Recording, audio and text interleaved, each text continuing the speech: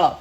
Earlier today, there was a comment left on one of my videos that I can't find the comment. I assume it was deleted, but I do hope the person that left the comment sees this. And I'm not gonna like tag you or something, bro. Because I know how you girls like to tussle.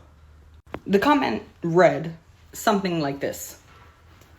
2 things. 1, you need to make an apology video for spreading misinformation about Venezuela that was manufacturing consent for the United States intervention into the United States imperialism into the sovereign nation of Venezuela. Do that and then come back to this and I'll tell you the second thing. End quote. The first thing, if I'm being very open, honest, and brave with my feelings, is who the fuck are you talking to? The second thing, wait, don't go anywhere. I'm glad that I waited a few hours to make this video because yes, that is indeed my initial reaction, but hang on. I posted a video about Venezuela a little bit over a year ago. When they had an election, and I was speaking about Nicolas Maduro, who is the man who is still presently in charge of Venezuela. He refused to release the election results, and people were extremely upset about this because Maduro has been in charge for a long time. Before I ever make any videos on these kinds of topics, I have a set thing that I go through. I go live for at least a few hours, and the title of the live will be like, Venezuela, where are you? Inevitably, just due to how the algorithm works, my shit gets pushed out to Venezuela, and a gang of Venezuelans come in. That was bad wording. And a whole lot of loved ones from Venezuela come in. I then take the next couple hours, or however long I'm on live, to talk with Venezuelans who are there.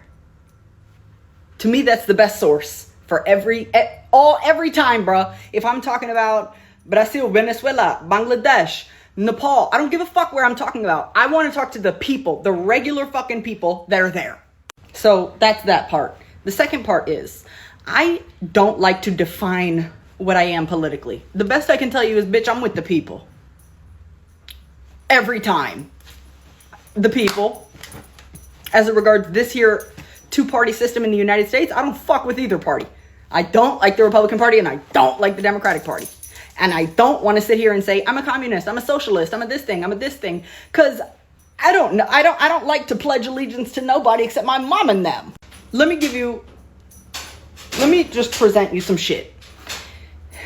Leftists in the United States talk a lot about Cuba, and they are very not critical of Fidel Castro. My grandma has a homegirl named Mercedes, okay? Fled Cuba under Castro. I am aware that the sanctions that have been placed onto Cuba 100% because of the United States. The United States told every other country in the world, don't fucking play ball with Cuba. They can't sit with us. So the people in Cuba suffer because what the United States has told the rest of the world to do, and what the United States does, which is refuse to like do any kind of trade or anything with Cuba. I know. Mercedes, who grew up in Cuba under Castro, perhaps didn't know where she was going to get her meal the next day. Castro never wondered where the fuck he was going to get his meal the next day. Do you dig what I'm saying?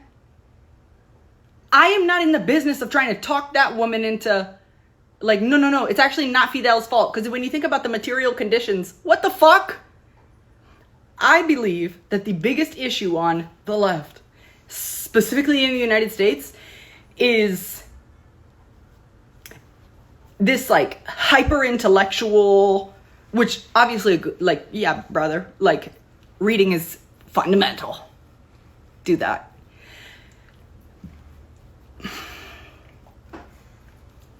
The amount of books and praxis that you have read doesn't make you a better authority on something than the people who have lived under said system.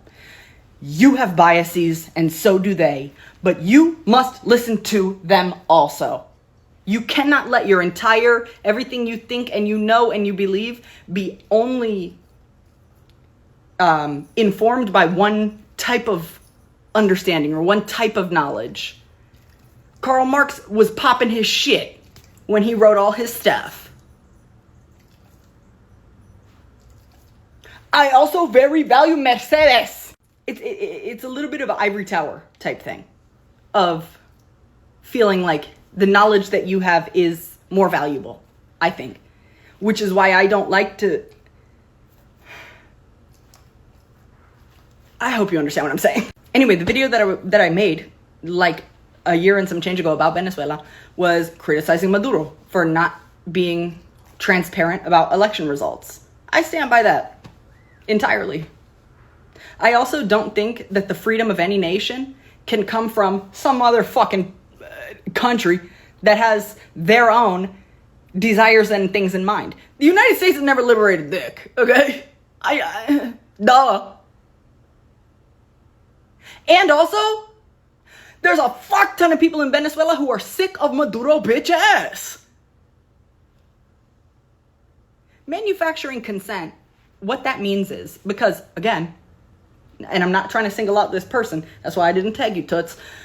This is a thing on the left of, you know, manufacturing consent is presenting shit in a way that makes you cool with something. In Iran, they force the women to do this. They force the women to do this. Gay people are treated like this. This thing is done like this. So our intervention, we would be helping them. They need democracy. They need democracy. That makes you fuck around and be like, you know what? Okay. I ain't even mad if we go and invade that shit. That's what manufacturing consent means. Okay?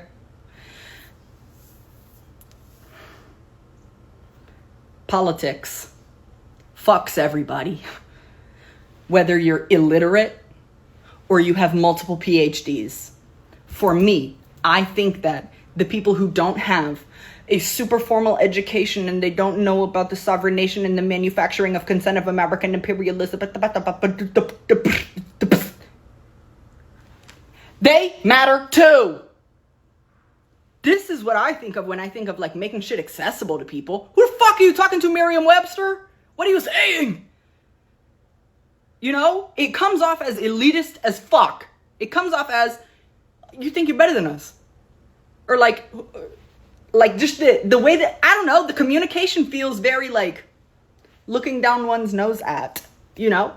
That turns people off immediately. I stand with the motherfucking people every time. That's it. Final example. When I was in college, I took a class called African American Oratory about different speeches and things that were made, specifically during the Civil Rights era. The professor was white. And let me tell you something, that motherfucker knew what he was talking about. Okay? For me, just because he was the professor and he had multiple PhDs in African studies, African American, Africana studies, English, speech making, this, that, and the third. He had all kind of degrees. He's white. I am not going to value his word more than that of a black person, bro. Do you dig what I'm saying?